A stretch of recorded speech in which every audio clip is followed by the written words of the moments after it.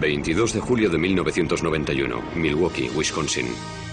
Periodistas y vecinos se agolpan ante un edificio del norte de la ciudad.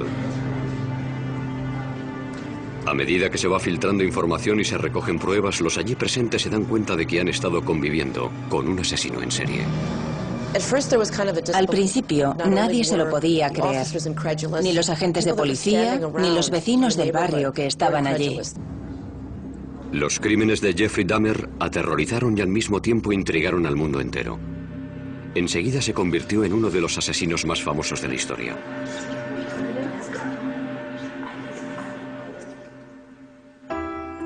El hijo primogénito de Joyce y Lionel Dahmer nació en Milwaukee, Wisconsin, el 21 de mayo de 1960, poco antes de que se cumpliera su primer aniversario de boda. Lo bautizaron como Jeffrey. El día que nació Jeff fue un día muy feliz. Durante un par de meses todo era nuevo, distinto. Disfrutaba mucho y estaba feliz pensando en el futuro. Mientras su padre terminaba los estudios de química, Jeff se convirtió en un niño inteligente y cariñoso. Era un niño muy vital. Le gustaba luchar, correr y hacer gracias delante de la cámara. Le gustaba jugar y estar rodeado de otros niños. Era muy extrovertido. Jeff también era un niño tremendamente curioso. Le gustaba jugar con las cosas, tocarlas y estudiar su textura. Parecía que estaba en sintonía con su entorno. Simplemente quería saberlo todo sobre lo que le rodeaba. Pronto empezaron a fascinarle los animales. Una vez, cuando Jeff tenía 4 años, vio cómo su padre recogía los huesos de varios pequeños animales que habían muerto debajo de la casa. Los saqué y los eché en un cubo de metal para luego tirarlos todos juntos. Y al dar contra el fondo, hacían un ruido frío. Jeff cogió unos pocos y los echó también al cubo. Viéndolo así, parece que fue algo macabro, oscuro y siniestro. Pero he de admitir que no era más que curiosidad infantil. Lionel terminó los estudios tras doctorarse en química. Después la familia se trasladó a Ohio y se mudó 3 veces antes de echar raíces en una finca arbolada de más de 8.000 metros cuadrados en la localidad de Bath, a 1 hora en coche al sur de Cleveland. Entonces Lionel empezó a darse cuenta de que Jeff, que antes era tan sociable, se había convertido en un chico tímido y retraído. Parecía que no estaba a gusto con la gente. No se sentía cómodo. Para evitar que pensara en la mudanza, sus padres le regalaron un perro, Frisky, al que quería con locura. Con los conocidos, con el hijo de los vecinos y con su perro, estaba muy relajado. Pero en aquel entonces nos preocupaba que fuera tan tímido y que tuviera cierto complejo de inferioridad. El matrimonio pensó que su hijo necesitaba sentirse importante en la familia, así que le dejó elegir el nombre de su segundo hijo. Jeff le puso David. Lionel también le animaba a participar en actividades en las que se tuviera que relacionar con otros niños. Lo que intentábamos era aficionar a Jeff a distintas actividades, con la idea de que esa afición lo llevara a relacionarse con otras personas, a que interactuara de forma casi forzada. Los fines de semana, padre e hijo trabajaban en el huerto y criaban ovejas para competir con ellas en las ferias de una agrupación juvenil. Para conmemorar sus días de hortelanos, el joven Jeff le regaló a su padre una tarjeta que había hecho con un poema. En la parte de delante hay una foto mía comiéndome una mazorca de maíz y después Jeff puso una frase. Las sidras y las calabazas jamás se podrán comparar a un padre de pelo rizado tan fenomenal. Dice, poema de Jeff, te quiero muchísimo. Cuando Jeff tenía 10 años ingresaron a su madre porque tenía ansiedad. A partir de entonces el matrimonio de sus padres empezó a desmoronarse. Durante la adolescencia continuó sintiendo la misma fascinación hacia los pequeños animales, pero entonces empezó a interesarle cómo eran por dentro. Conozco una historia de la infancia de Dahmer. Fue a pescar con algunos amiguitos de Bath, Ohio. Todos los niños pescaron algo y cuando Jeffrey vio su pez, lo dejó en el embarcadero y lo abrió en canal. Y se quedó fascinado cuando vio lo que había dentro. Por otro lado, coleccionaba animales que encontraba muertos en la carretera. Cogía una bolsa de basura y se recorría las carreteras de campo de Ohio en busca de cadáveres. Jeff llevaba el animal que había encontrado al patio de su casa y allí, escondido entre los árboles, lo diseccionaba. Ahora estoy convencido de que aquello fue el principio de la espiral que lo llevó a hacer lo que hizo. Empezó en la pubertad, cuando tienes las hormonas a flor de piel. Se dedicaba a investigar cómo eran los animales por dentro, al mismo tiempo que se estaba desarrollando su sexualidad. Cuando era un adolescente, Jeff descubrió que solo le atraían sexualmente los hombres. Pero las fantasías en las que tenía relaciones con ellos se mezclaban con otras en las que los asesinaba y descuartizaba. Creo que tenía 14 o 15 años cuando empecé a pensar de forma obsesiva en la violencia mezclada con el sexo. Cada vez era peor. No sabía cómo contárselo a alguien, así que me lo guardé para mí. Una de sus fantasías consistía en tumbarse al lado de un hombre inconsciente. Un día, por primera vez, Jeff decidió convertir una de sus fantasías en realidad. Trazó un plan. Dejaría inconsciente a un vecino que salía a correr dándole con un bate y se tumbaría a su lado. Sin embargo, el día que salió a esperar a su víctima, el vecino no pasó por allí. Jamás volvió a intentarlo. Cuando Jeff estudiaba en el instituto, sus fantasías sexuales lo tenían traumatizado. Para olvidarlas, empezó a beber. Por la mañana, de camino a clase, paraba en casa de un amigo y se llenaba un vaso de algún licor. Recuerdo que me sentaba a su lado a primera hora. Creo que era la clase de historia. Y llevaba un vaso desechable lleno de whisky escocés. Me acuerdo que le pregunté, Jeff, ¿qué es eso? Echó la cabeza para atrás, se lo bebió de un trago y me dijo, un medicamento. Sin embargo, estaba claro que se estaba emborrachando a las 8 de la mañana. Mientras, en casa, el matrimonio de sus padres se desmoronaba. Cuando las discusiones subían de tono, se escondía entre los árboles del patio y les daba los troncos con algún palo. Salía de mi casa y me iba al bosque. Allí refunfuñaba y me lamentaba. No entendía por qué su relación era tan mala. Era un joven distante con pocas aficiones y ningún buen amigo, pero aún conservaba el sentido del humor. La mayoría de las veces se reía de sí mismo. Se ganó la reputación de payaso de la clase. En el instituto, cuando alguien se comportaba de forma rara o inesperada, decían que había hecho un Dahmer. De repente ibas por el pasillo y oías a alguien gritar, chillar y correr. Era Jeff Dahmer, que iba corriendo moviendo los brazos y gritando, simulacro de huracán, todos a cubierto. En una ocasión, Jeff les cobró algo de dinero a sus compañeros a cambio de montar un espectáculo en el centro comercial. Una mujer estaba regalando muestras de pipas. Jeff se comió una, luego otra y luego otra. Se comportaba como un chico muy educado, como siempre. Entonces, de repente, las empezó a escupir y a decir a voz en grito, soy alérgico, soy alérgico. Después se fue corriendo. Durante el primer año de instituto, Jeff fue de excursión a Washington, D.C. Jeff dijo, tengo una idea, vamos a ver al vicepresidente. Y todos nos echamos a reír y le contestamos, sí, claro, al vicepresidente. Jeff se fue a una cabina y cuando volvió les dijo que dentro de 2 horas lo recibirían en el despacho del vicepresidente Walter Mondale.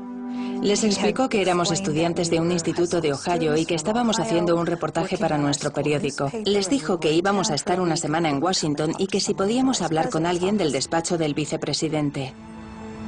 Dahmer tenía mucha labia y consiguió que lo invitaran a él y a sus compañeros al edificio Eisenhower para conocer a Mondale. En clase, Jeff era considerado un estudiante modelo. Era muy educado con los adultos, vestía muy bien y trataba con mucho respeto a los profesores. También hacía los deberes. Sacaba sobresaliente cuando quería y otras veces se saltaba las clases porque no le interesaban. Sabía ser muy educado y tenía muy buenos modales. Respondía sí señor, no señor a los profesores.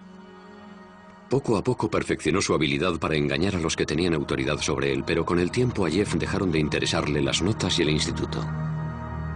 Nadie sabía qué se le pasaba por la cabeza, porque no se abría a nadie. No tenía buenos amigos. Y a medida que íbamos pasando de curso, iba dejando a un lado la vida social.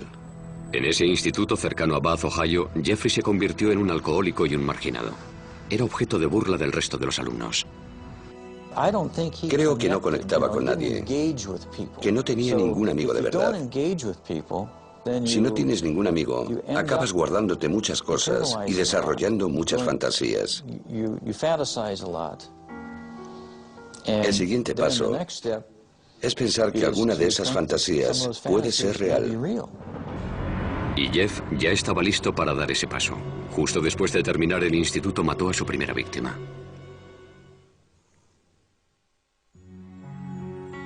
El verano de 1978 empezó para Jeffrey Dahmer con la ceremonia de graduación del instituto. A partir de ahí fue de mal en peor. Sus padres, tras años de terribles discusiones, se divorciaron. El padre de Jeffrey, Lionel, se marchó a vivir a un motel cercano a la casa familiar. Sin que Lionel lo supiera, la madre de Jeff cogió a David, su hijo menor, y se trasladó a Wisconsin. Jeffrey se quedó solo en casa intentando superar la ruptura de sus padres. A Jeff le hizo mucho daño que sus padres se divorciaran. No quería que sus compañeros de clase se enteraran porque le daba vergüenza. Jeffrey Dahmer tenía 18 años y, como la mayoría de los adolescentes, tenía fantasías sexuales. El problema era que en sus fantasías Jeffrey mataba a su amante. Estaba solo en una casa aislada, así que ahora tenía la oportunidad de llevar a cabo esas fantasías. Varias semanas después de la graduación, Jeffrey recogió a un autoestopista que se encontró en la carretera, Stephen Hicks, de 19 años. Ojalá hubiera seguido mi camino, pero no lo hice. Me di la vuelta y lo recogí. Y entonces, la pesadilla se convirtió en realidad. Jeffrey invitó a Hicks a su casa. Bebieron cerveza y pasaron un par de horas juntos. Después, Hicks le dijo que tenía que irse, pero Jeffrey no quería estar solo. No quería que se marchara, así que cogió lo que encontró más a mano, una barra de pesas, le dio en la cabeza y lo mató. Dahmer estranguló a Hicks con la barra. A continuación, con la lucidez suficiente para darse cuenta de que había cometido un asesinato, se puso a ocultar las pruebas. Descuartizó el cuerpo de Hicks con un cuchillo. Había practicado muchas veces con los animales atropellados que recogía. Metió los trozos en bolsas de basura y en mitad de la noche las cargó en el coche para llevarlas al basurero. De camino lo detuvo la policía por pisar la línea continua. Los agentes le preguntaron a Jeff qué llevaba en las bolsas y a dónde iba tan tarde. Jeff estaba atrapado. Sin embargo, había preparado una mentira. Les dijo, es basura, voy a llevarla al basurero. Y el agente no abrió las bolsas. Les dijo que había mucha tensión en su casa y que se le había ocurrido que yendo al basurero se olvidaría un poco de todo. La policía le puso una multa y le dejó marchar. Jeff volvió a casa atormentado por la culpa. Guardó los huesos de Stephen Hicks bajo la casa durante 2 semanas. Después los machacó con un mazo. Luego fue tirando los fragmentos en círculo entre las hojas y la maleza detrás de la casa. Un joven de 19 años que por lo que sabemos era un buen chico, desapareció de la faz de la tierra. En agosto, el padre de Jeffrey se pasó por la casa.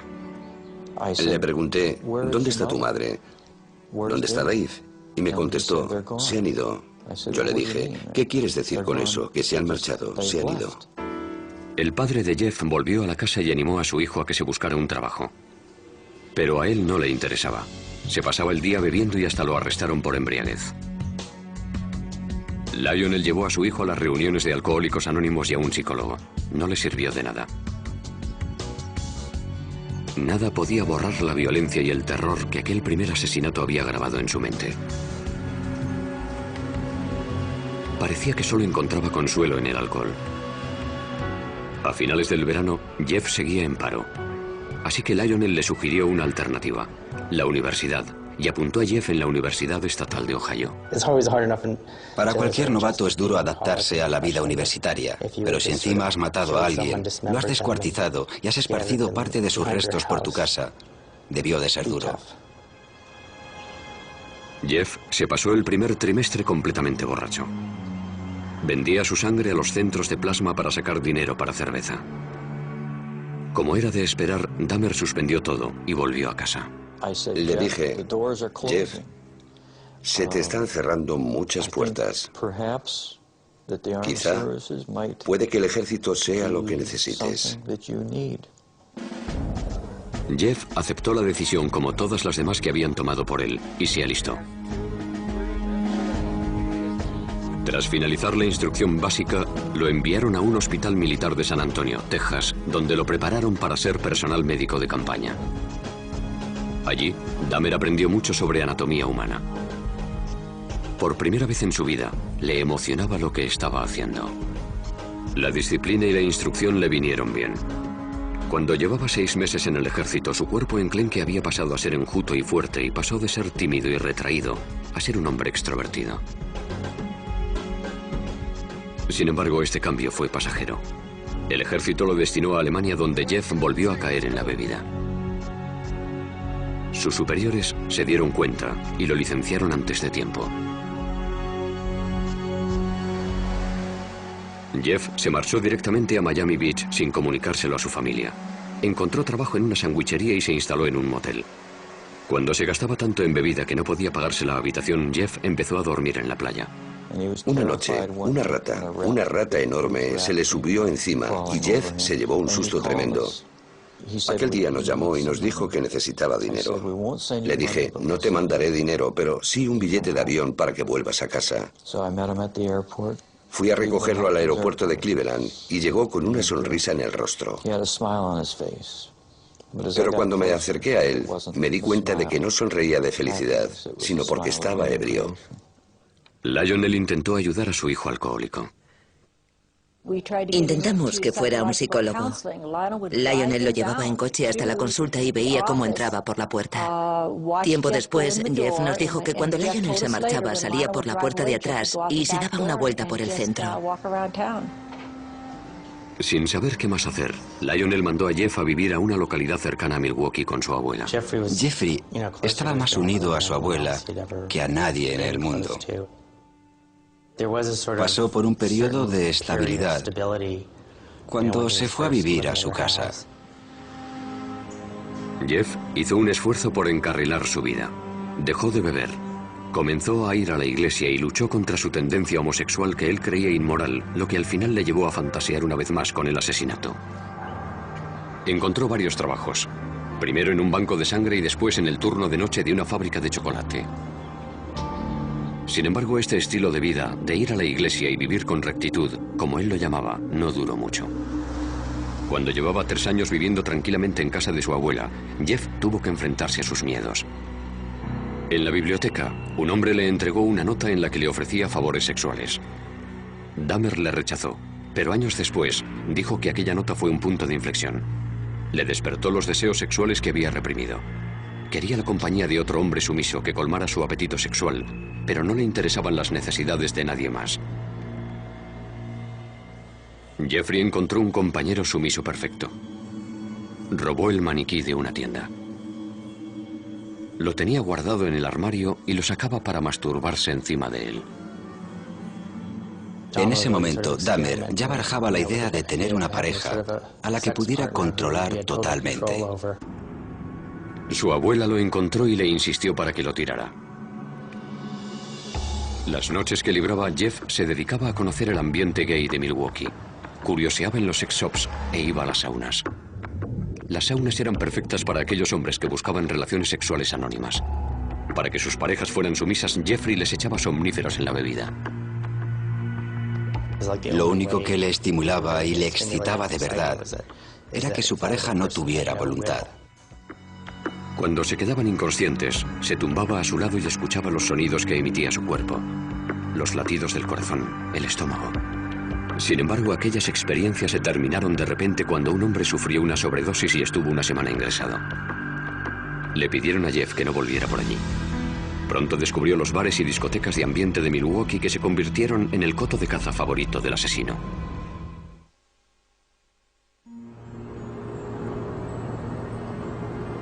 A los 20 y tantos años, Jeff estaba afincado en Milwaukee.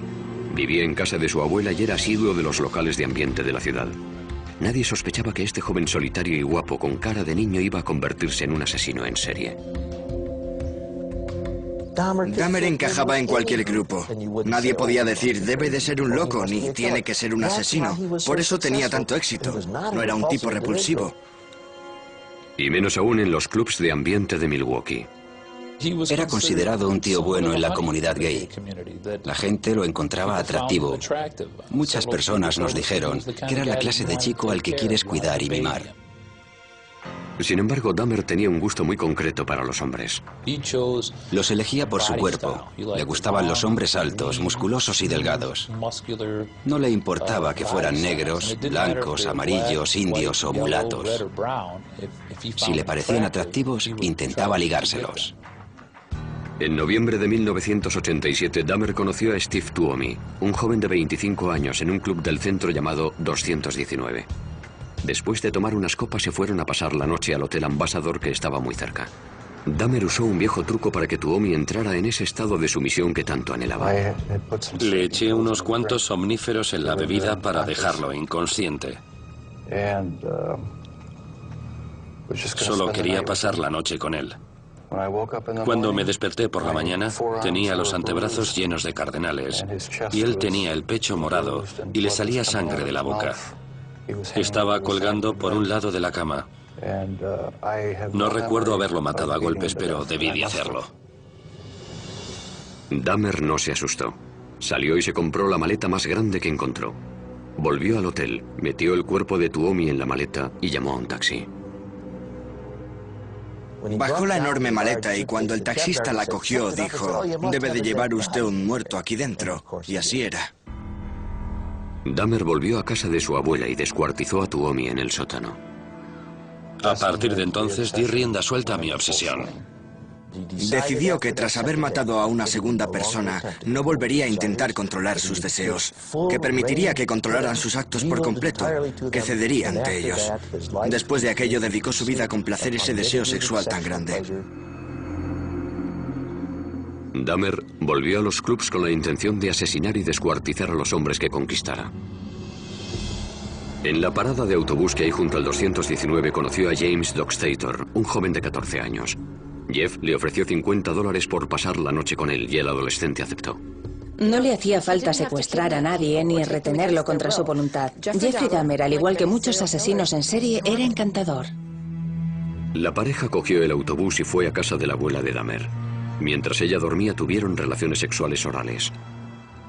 Después, Jeff drogó y estranguló a su acompañante. Afirmaba que de ninguna de las maneras pretendía hacer daño a nadie, por raro que parezca. Estrangulaba a todas sus víctimas porque le parecía la forma más humana de matarlos. Con Dockstader, Dahmer exploró sus más oscuras fantasías. Escondió el cadáver en el sótano durante una semana y tuvo relaciones sexuales con él. La mayoría de los asesinos en serie son desviados sexuales. El caso de Dahmer es distinto, porque era un auténtico necrófilo. Quería tener relaciones con personas inconscientes o muertas. Cuando James Dockstader empezó a descomponerse, Dahmer lo descuartizó en el sótano cerca de un sumidero que había en el suelo. 2 meses después, Dahmer conoció a Richard Guerrero, de 22 años, en un bar de Milwaukee. Siguiendo la misma rutina que en ocasiones anteriores, lo drogó y lo estranguló. Pasó unas cuantas horas con el cadáver antes de descuartizarlo y meter los restos del cuerpo en bolsas de basura para que lo recogiera el camión municipal de la basura. La abuela de Jeffrey empezó a preocuparse porque su nieto salía hasta altas horas de la madrugada y tenía un maniquí en la habitación y porque notaba olores muy extraños en el sótano. Debe de ser perturbador vivir con alguien que piensas que te quiere y que en secreto se dedica a asesinar y descuartizar a hombres en el sótano de su casa. En el verano de 1988 le pidió que se buscara otro sitio donde vivir. Jeffrey alquiló un piso en un barrio del oeste de Milwaukee y aceleró su descenso a los infiernos. Un día se acercó a un niño de 13 años y lo convenció para que fuera a su casa. Lo acarició y el niño se asustó y se fue corriendo. Dahmer fue condenado por agresión sexual. Pero los asesinatos seguían siendo su secreto. Le condenaron a 1 año de cárcel en 3er grado. Podía salir a trabajar en la fábrica de chocolate, pero tenía que pasar las noches en la cárcel. 10 días antes de que se hiciera efectiva la sentencia, Dahmer actuó de nuevo. Conoció a Anthony Sears en La Cache, un club de ambiente, y lo mató. Momificó la cabeza y los genitales de Sears y los guardó en la taquilla de su trabajo. Lionel Dahmer seguía preocupado por lo mucho que bebía su hijo. Escribió al juez solicitando que lo incluyeran en un programa de rehabilitación para alcohólicos. Lionel tenía serias dudas sobre las posibilidades de Jeff cuando saliera a la calle. No lo enviaron a ningún programa y Jeffrey terminó su condena 2 meses antes de lo previsto. Se trasladó a otro barrio humilde de Milwaukee. El alquiler de los apartamentos Oxford era barato y además estaban cerca de los clubs de ambiente. Estaba solo otra vez, así que era libre para alimentar su implacable apetito sexual. 3 semanas después de ser puesto en libertad, Dahmer empezó una orgía de muerte que duró 1 año. Elegía a algunas personas porque nadie las iba a echar de menos o porque llevaban un estilo de vida muy loco. Nadie se dio cuenta de que más de 1 docena de chicos jóvenes había desaparecido. No aparecía ningún cadáver, ni se vivía un clima de miedo en la ciudad. Una vez que comenzó aquella matanza, le dedicó todos sus recursos económicos, tiempo, dinero, esfuerzo, deseos, emociones y pensamientos. Era su mundo secreto. Asesinaba a la gente y la mantenía a su lado. Durante aquella orgía de muerte, Jeff mató a 13 hombres, aunque uno de ellos estuvo a punto de escapar. Dahmer había drogado a Conerak Sintason Fon, un adolescente de 14 años, hermano del niño del que había abusado el año anterior. Mientras Conerak dormía, Dahmer salió a buscar más bebida, y cuando aún no había vuelto, el chico se despertó. Salió tambaleándose a la calle, desnudo. Una vecina, al verlo, llamó a la policía. Milwaukee Emergency Operator 71. Okay, hi, I'm on 25th and State, and this is young man. He is butt naked. He has been beaten up. He is very bruised up.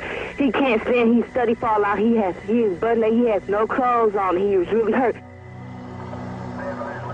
Cuando llegó la policía, Dahmer ya había vuelto de comprar cerveza, y al igual que había hecho con la policía de Bath tras su primer asesinato, urdió una astuta mentira. Nada más llegar, interviene y dice que el chico es su amante y que simplemente está borracho, que se lo lleva con él a casa. Llevó a los agentes a su casa y les enseñó las Polaroids que le había hecho al adolescente, las cuales, según él, demostraban que tenían una relación. La policía pensó que el joven de 14 años era mayor de edad y lo dejó con Dahmer. En el informe dijeron que había sido una pelea de amantes. En cuanto los agentes se marcharon, Dahmer asesinó al chico. Los cuerpos se iban amontonando en el piso de Dahmer. Se compró un bidón de 215 litros y lo llenó de un potente ácido para disolver en él las extremidades y los torsos. Después de varias semanas en el ácido, los restos humanos se convirtieron en lodo, que tiró al retrete o por el desagüe de la bañera. Por otro lado, Jeffrey separó la piel de los huesos hirviéndolos en la cocina. Un olor extraño y ácido a muerte invadió el edificio. Muchos de los inquilinos detectaron que el olor procedía de la puerta de Dahmer.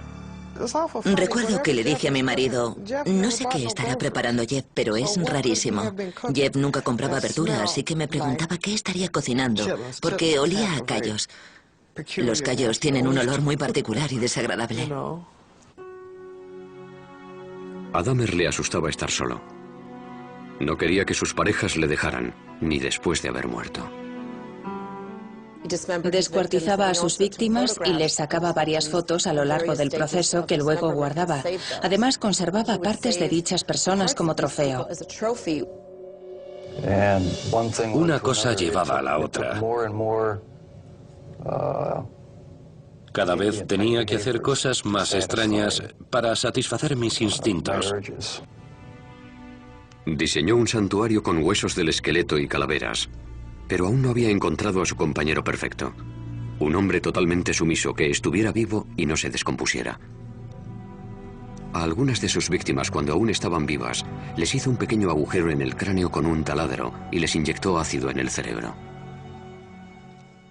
Quería que siguieran con él, pero que apenas tuvieran control sobre su cuerpo y que no pudieran hablar. Según Dahmer, ninguno de estos zombies experimentales sobrevivió más de un día. Puede que en un último intento por mantener a esos hombres a su lado, empezara a comérselos. De este modo, sentía que eran una parte permanente de mí. Además, tenía curiosidad por saber cómo sería. Sentía que iban a convertirse en parte de mí. Comérmelos me producía placer sexual. A lo largo de ese año en el que cometió tantos asesinatos despiadados, Dahmer seguía comportándose con aparente normalidad. En este vídeo que se grabó en Acción de Gracias en casa de su abuela, Dahmer habla tranquilamente con su padre. Well, you're looking good. Grandma was saying that she thought that you got quite a bit thinner, but you look fit. I don't know.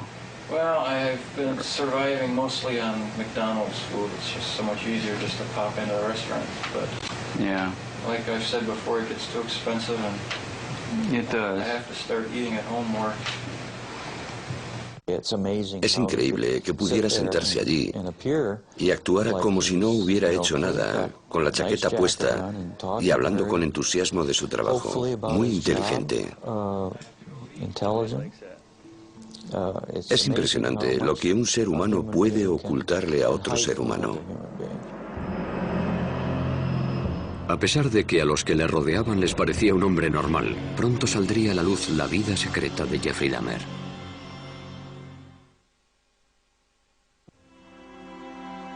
En julio de 1991, la ciudad de Milwaukee descubrió entre sus vecinos a un asesino en serie, el joven de 31 años, Jeffrey Dahmer. Un hombre, Tracy Edwards, logró escapar de los horrores del piso de Dahmer y parar a una patrulla que pasaba por allí. Cuando los agentes entraron en el piso, encontraron 83 Polaroids de cadáveres en distintas etapas del proceso de descuartizado. En la cocina, descubrirían cosas aún más impactantes. Cuando los agentes entraron a su casa aquella noche, encontraron la cabeza de una de las víctimas en el frigorífico. También encontraron restos de cadáveres que Jeff había guardado en un congelador. Uno de los agentes abrió el congelador y oyó un grito. Más tarde se dio cuenta de que había sido él el que había gritado. Las cámaras de televisión grababan mientras sacaban lo que quedaba de las víctimas. Un bidón de 215 litros que contenía los torsos de 3 hombres. Un congelador con extremidades y carne, y ollas de metal con manos y genitales momificados. Lo que vimos aquella noche fue horrible. Nadie se podía creer que, en primer lugar, hubiera guardado todo aquello y, en segundo lugar, cómo pudo hacerlo sin que nadie se enterara. ¿Cómo era posible que nadie supiera qué estaba pasando exactamente? Esta vez, no había mentira que pudiera librar a Dahmer de la justicia. Andaba como si se sintiera derrotado. Iba con los hombros caídos y la cabeza agachada. Sudaba muchísimo y emitía una especie de débil quejido similar al llanto de un bebé. En comisaría, la policía procedió a realizar un interrogatorio maratoniano al supuesto asesino. Al principio, Dahmer culpó a la bebida y dijo que no le habrían pillado si no hubiera estado tan borracho. Estaba claro que tenía miedo. Tenía ojos de terror y la histeria se iba percibiendo en su rostro a medida que se le iban pasando los efectos del alcohol. Se dio cuenta de que había caído el telón.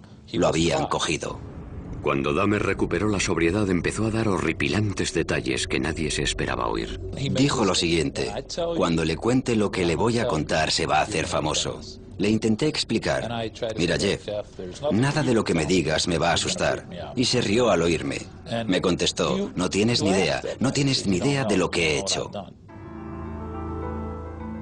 Dahmer pasó las siguientes 6 semanas contándoles a los inspectores cómo había asesinado a 17 hombres.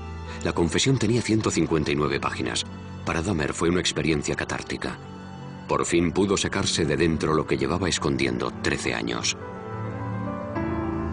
Partiendo de la información de la confesión, los investigadores regresaron a Bath, la ciudad de Ohio donde Dahmer había pasado su infancia.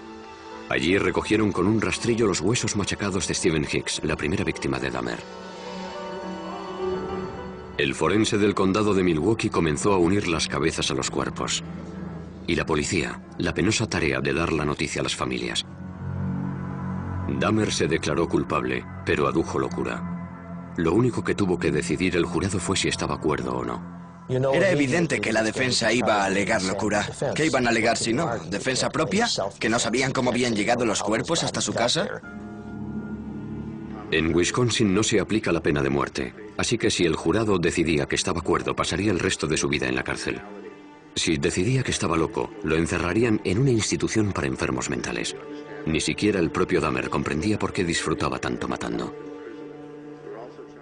Jeffrey pensaba que era tan malo que era el propio demonio. Sabía que le sucedía algo malo, aunque no sabía qué. Sin embargo, nunca se había definido como un loco. El hombre que entró en la sala de aquel juzgado de Milwaukee en enero de 1992 parecía completamente normal. Hasta que el inspector Dennis Murphy leyó su confesión. He related this was a person he really liked. He indicated that he had filleted his heart and kept it in the freezer, and he also kept his bicep. He indicated that he had eaten the thigh muscle of this subject, but it was so tough he could hardly chew it. He then purchased a meat tenderizer and used it on the bicep. El padre de Dahmer, Lionel, estaba sentado en la sala al lado de su segunda esposa, Shari, sin poder dar crédito a lo que estaba oyendo. Nadie nos preparó para el golpe, ni nos advirtió de los detalles que íbamos a escuchar. ¿Cómo era posible? ¿Cómo era posible que no me hubiera enterado de nada? A pesar de lo horrendos que eran los crímenes de Dahmer, el país estaba fascinado. Fue increíble la fascinación que despertó. Recuerdo que un sábado me quedé impresionada porque allí al lado se celebraba también la feria del automóvil y había familias enteras que cogían la bolsa que les daban en la feria y hacían cola para pasar por los detectores de metal. Querían entrar a ver al asesino en serie. La naturaleza de los delitos que había cometido Dahmer parecía una prueba irrefutable de su locura.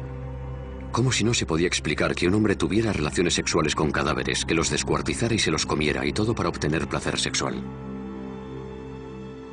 Sin embargo, la definición legal de locura es muy estricta. Los abogados de Dahmer tenían que demostrar dos cosas: que padecía una enfermedad mental y que dicha enfermedad le impedía diferenciar el bien del mal. La necrofilia, una obsesión que te obliga a tener relaciones con cadáveres, se considera una disfunción sexual. Pero no quiere decir que el sujeto que la padece esté legalmente loco. Adujo que el impulso necrofílico era tan grande que no podía controlarlo. Pero en Estados Unidos eso no se considera un eximente, del mismo modo que no lo es el impulso pedófilo que lleva a un hombre a abusar de los niños. El jurado votó, 10 contra 2, que Jeffrey Dahmer estaba legalmente cuerdo. Algunos parientes de las víctimas de Dahmer asistían al juicio en silencio. Otros lloraban. Antes de dictar sentencia, el juez les permitió hablar ante el tribunal.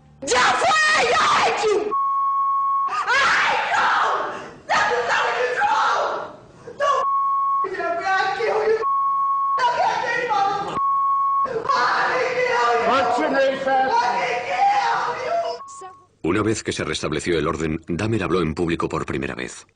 I feel so bad for what I did to those poor families, and I understand their rightful hate. I have seen their tears, and if I could give my life right now to bring their loved ones back, I would do it. I am so very sorry. Muchos dudaron de que la disculpa de Dahmer fuera sincera. Se preguntaban si un hombre que había matado con tanta frialdad tenía conciencia o era capaz de sentir remordimientos. El juez condenó a Dahmer a 937 años de cárcel. Pero el suplicio solo duró unos pocos años.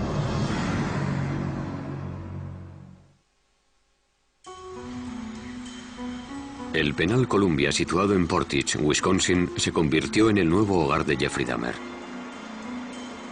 Su piso de los apartamentos Oxford seguía vacío como doloroso recuerdo de los que habían perdido allí la vida. En noviembre de 1992 los demolieron. Dahmer tenía 32 años y dedicaba sus días de recluso a meditar en la celda. Intentaba superar los remordimientos que le producía tener instintos asesinos y buscaba el perdón divino. De niño iba a la iglesia, y también de adulto, junto a su abuela, pero durante la orgía de muerte se olvidó de la religión. Dahmer achacó su naturaleza de asesino a sus creencias ateas. y a la teoría de la evolución. Dijo, si todo es obra de la naturaleza, ¿para qué sirve Dios? ¿Puedo establecer mis propias reglas? ¿Quién es mi Señor? Yo soy mi propio dueño. Sin embargo, Jeffrey vivía en una contradicción porque siempre creyó que la culpa de todo era del diablo, que se había apoderado de su alma. El asesino en serie se planteó entonces qué le pasaría cuando muriera y decidió que quería ser bautizado. En abril de 1994, el sacerdote de la prisión llamó a Roy Radcliffe, ministro evangelista, para que hablara con el recluso. Era una persona muy simpática. Yo siempre tuve la impresión de que estaba hablando con un niño pequeño que tenía el cuerpo de un adulto. Se interesaba y se emocionaba mucho con las típicas cosas que le gustan a los niños. Un mes después, en el centro médico de la prisión, Dahmer fue bautizado en una bañera de hidromasaje. Por el camino pasó al lado de otros reclusos que iban con fregonas, escobas y otros artículos de limpieza. Levantaron la vista y al único que reconocieron fue a Jeff, así que le dijeron como si fueran grandes amigos: «Hola, JD, ¿cómo te va?». Y él contestó: «Me van a bautizar, estoy muy contento». Parecía que Dahmer se estaba transformando en la cárcel. Me preguntaba cosas, me decía, oye, ¿qué tal esto? ¿Qué tal lo otro? Se interesaba y se preocupaba por nosotros. Intentaba ser normal. Se estaba rehumanizando. Sin embargo, Dahmer seguía teniendo oscuras y obsesivas fantasías. En la cárcel admitió que ese instinto seguía dentro de él. Aún sentía el impulso de matar, aún deseaba matar, incluso dentro de la prisión. Seguramente tendré que convivir con él el resto de mi vida. Ojalá se me pasara. Ojalá hubiera una manera de librarme para siempre de estos pensamientos y estas sensaciones. Teresa Smith fue a visitar a Dahmer a la cárcel. Había matado a su hermano Eddie. Lo primero que hizo cuando llegó fue pedirme disculpas por haber matado a mi hermano. Le pregunté, ¿por qué a mi hermano? Me dijo que había visto cómo bailaba Eddie y le había gustado físicamente. Me dijo, me sentía atraído por él. Me contó que lo había estrangulado. Después intentó buscar un método nuevo para conservar el cráneo y el cuerpo. Pero el experimento no funcionó. Así que tuvo que destruirlo. Durante toda su vida adulta, Dahmer había sido un depredador, pero en la cárcel se convirtió en la presa. Ahora el famoso asesino en serie era el objetivo de los otros reclusos. En agosto de 1994 lo atacaron en la capilla de la cárcel con un rudimentario cuchillo. Esa vez sobrevivió. Pero el 28 de noviembre de 1994, Christopher Schaefer, que se apodaba a sí mismo Cristo, golpeó a Dahmer con una barra de metal que cogió del gimnasio de la prisión. Murió de camino al hospital. Yo creo que a nadie le sorprendió que lo asesinaran en la cárcel. Creo que estaba claro que sería el blanco de sus compañeros en cuanto entrara en la cárcel. Una de sus últimas voluntades era que lo incineraran y que entregaran la mitad de sus cenizas a su padre y la otra mitad a su madre. En su testamento escribió: no quiero una placa, ni quiero una tumba, ni un funeral. No quiero nada. Decía, quiero desaparecer. En 1996, el ayuntamiento de Milwaukee recaudó casi $500,000 para comprar la siniestra colección de fotografías y herramientas de Dahmer. Temían que aquellos artículos se usaran para crear un museo sobre el asesino, así que lo quemaron todo. A pesar de que apenas quedan pruebas físicas de lo que hizo, la vida y los crímenes de Jeffrey Dahmer se han convertido en leyenda. De alguna forma, Dahmer ha pasado a formar parte de la cultura popular. Se le compara con nombres como Jack el Destripador. Creo que la gente siempre lo tendrá en mente. Siempre lo tendrá, por así decirlo, en el panteón de los asesinos más terroríficos. En 2002, el director David Jacobson estrenó Dahmer, el carnicero de Milwaukee, una película basada en la vida de Jeffrey. Jacobson pretendía mostrar al espectador el lado más normal del asesino.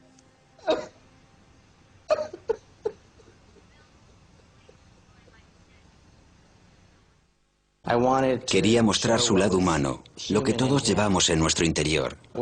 Quería acercarlo a todos nosotros, lo cual puede incomodarnos, pero creo que es muy interesante que el público vea la historia desde ese punto de vista.